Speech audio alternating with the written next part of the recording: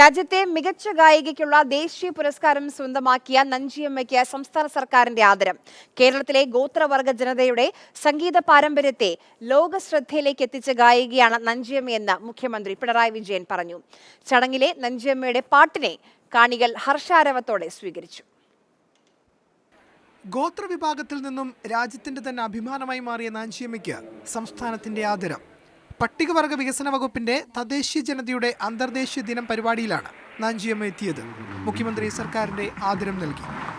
പ്രകൃതിയുമായി സഹവർത്തിത്വത്തിലും സഹജീവനത്തിലും ജീവിക്കാൻ നഞ്ചിയമ്മയ്ക്ക് അവാർഡ് നൽകിയതിനെതിരെ ഉയർന്ന വിമർശനങ്ങളുടെ പശ്ചാത്തലത്തിലായിരുന്നു മുഖ്യമന്ത്രിയുടെ പ്രതികരണം. ഓരോ ദേശത്തിനും അതിൻ്റെതായ താളവും സംഗീതവുമുണ്ട്.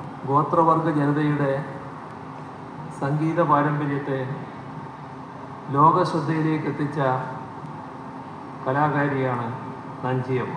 വാക്കുകൾ കൊണ്ട് ആദ്യം നഞ്ചിയമ്മയുടെ നന്ദി, പിന്നീട് സദസ്സ് കാത്തിരുന്ന പാട്ടും. ഞാൻ ഇന്ന് വാങ്ങണ ഒരു അവാർഡ് എനിക്ക് മാത്രമല്ല കേട്ടോ, നിങ്ങളാണ് എനിക്ക് തരുന്ന അവാർഡ്.